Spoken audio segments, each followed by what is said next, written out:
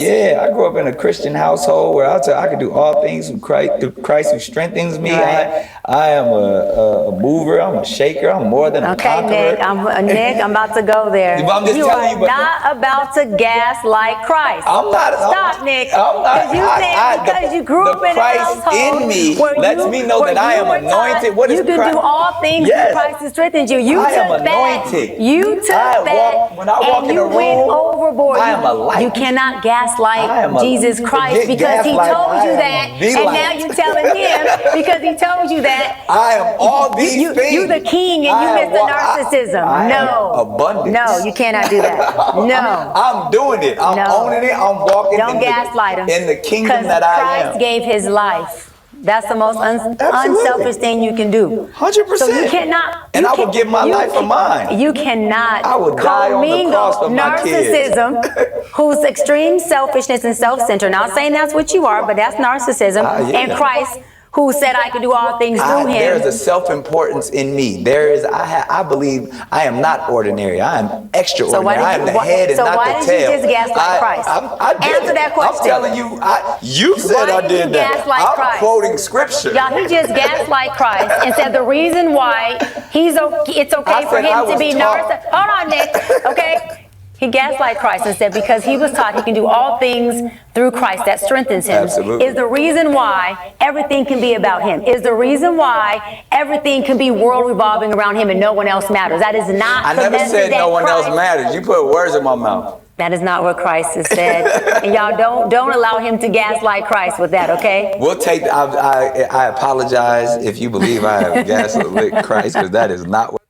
All right. So what do you think about what she accused Nick of doing? I assume before this he was kind of saying, he feels like he's more important, there's something special about him, that kind of thing. I think a lot of people have that mindset that God made them special. I think all of us have probably had it at one point or another. Is that wrong? Is that are we gaslighting Christ by basically saying that, well, he made me more than a conqueror? We claim all these things about ourselves that we're really more about him. What he did was wrong. I mean, because he's given himself glory. He's given himself honor. He's given himself praise. He's not coming at it from a humble standpoint. So yeah, there's a lot of things wrong with that. Him saying he would die on the cross for his kids, like that was wild. You're supposed to give your life for Christ and not your kids. Like your whole thing is, I'm not dying on the cross for my kids. If you had to, God already did that for me. Yeah, but I think the point is, would you die for your kids? That's the point. I mean, yeah, of course you would, but the way he said it, he put himself in like a Christ-like, manner. Comparing it, it's the same. Yeah, that's one of the most grossly misinterpreted scriptures in biblical history. That I can do all things through Christ who strengthens me. Like, people don't read the scripture before that when he says, I learned how to be a base, I learned how to abound. Yeah. So he pretty much saying in that scripture, like, whether I have a little or whether I have a lot, I can do all things. I can be content regardless of what situation God puts me in. Right. But it's just like a human being. We want praise so much. We'll take a scripture and we'll just form every scripture to make ourselves be the star of the story. Like you look at David and Goliath, we David slaying the giant. No, we're not. We're the Israelites who scared behind the scenes of the giant, and Christ had to come save us. You know what I'm saying? Like, we always want to be the hero in the story, and we're not. If it's a hero in the story, it's going to be Jesus. Like, we're the ones that's always getting saved. So it's just like a human being. We want to make ourselves more superior and have more authority and do these different things. And we take these scriptures out of context. If God pronounced you righteous when you weren't righteous, like, you should be humble. You should be thankful. You should be gracious. You shouldn't try to take yourself to the mountaintop and make yourself the key figure in any kind of scripture that you're reading. Yeah, I agree. Yeah, I don't know. It's hard because I think Nick believes his mindset has gotten him to where he is.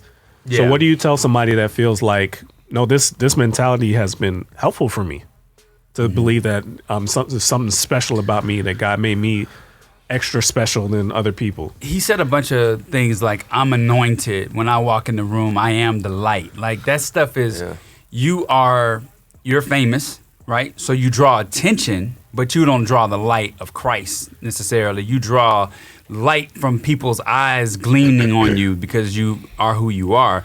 But yeah, a lot of things that he said was just, they were cringe. They were making me cringe. I don't know if he's super wrong about what he thinks. I think God gives people certain special gifts that make them stand out in different ways. So God obviously made him to stand out. Like he attracts attention, like you said. The point though is whatever attention that God naturally allowed you to attract. I mean, it's clear that God made certain people beautiful on purpose.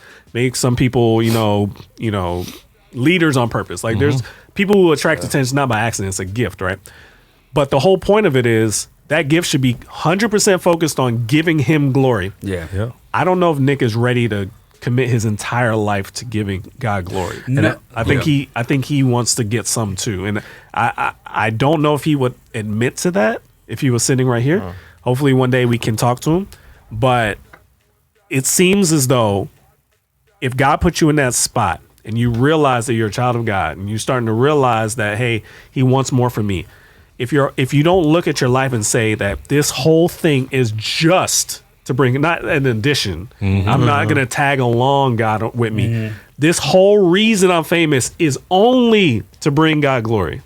I don't know if I've heard He's that not from there him. yet. No, he's not. And I think you see the start of it, if you even go back to the whole reason that it's been said that him and Mariah even got a divorce, it was because he couldn't really live in her shadow. He said it pretty much out of his own mouth. And with the lady, I didn't hear the whole interview, but she's saying basically she accuses him of narcissism a lot.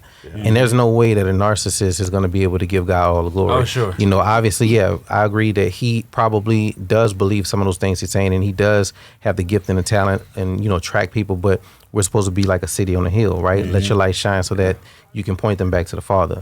Basically, and Nick, with his religious beliefs, he definitely not there. No. He believed like a whole lot of mixture of a whole lot Just of like stuff. with the devil, though. The devil, a little bit of truth. when you right? see how he was described in scripture, he had all these different stones and different things, and what he was doing was reflecting the light of God. You know what I'm saying? He was a reflection of the Father. And he couldn't handle just being a reflection, so he wanted to be the one getting all the acknowledgement. Right. So what you see is a lot of people here who have gifts and talents and abilities who supposed to, like Sean was saying, get our talents and our abilities and reflect the light, reflect the praise and the light back to the Father.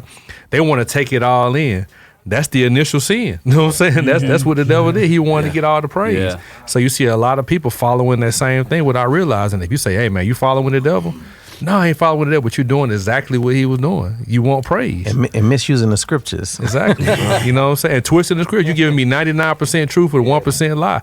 But that 1% enough to send me in the wrong direction. I think especially if you guys, where we have artists in the room, we have people that are on stage a lot, it is something that you have to constantly, and this is something I'm talking to myself as well, you have to constantly monitor your heart to make sure you're not falling into what Nick is. This is not a Nick problem. This is an all of us problem. Human He's kind. just saying things out loud that you've probably felt yourself, that there's something special about you. God made you special, like you're unique in a certain way that above all other people. You're supposed to be where you are. You're actually supposed to be further than where you are. That idea, if you're honest, everybody has that feeling, especially artists. When you sit down, you writing, you like, yo, I'm the this and I'm the that.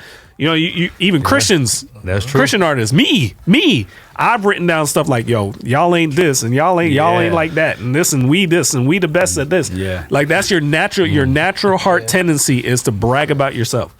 You have to check your heart and say, that is a lie. Anything that you deem as special about you is a shadow of how special God is. Yeah. None of it belongs to you. He is lending any kind of specialness out. And your specialness is not better than anybody else's specialness. Everybody has specialness, even if it's not public, even if it's not seen. The quiet person in the corner that sweeps the floor is special in God's eyes and has a specific call on his life that is special. It's not worse than yours. Right. I think we just got to get that out of our head. Right. You have to check your heart. As I'm talking, as we do all this stuff with lights and I'm talking to myself. Yeah. We have to make sure we don't develop this mentality. It's dangerous. And I'm just grateful Nick is willing to say what he really believes because this whole topic is not to get on Nick. It's like, thank you for saying out loud what my heart says to me all the time. You see what I'm saying? Yeah, it's real. I think I've gone through this, and I've actually had a whitewashing of it.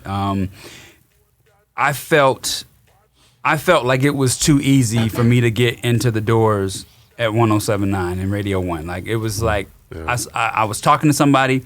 They told me about an internship. The next week I'm there. I'm in front of 40 other interns that are applying at the same time, and I'm the only one that gets picked, right? Yeah. I never took for granted that was something that I did. I always gave God the glory. But then I also remember when I had to give it back. And when I gave it back, we started this show. And when I gave it back, it was tough. I went from being able to, pretty much, walk into a nightclub and have a VIP section. And I didn't even need that kind of stuff. I wasn't drinking. I wasn't entertaining girls. It was just an opportunity for me to be there and learn something, right? I had lessons that I learned from all of that.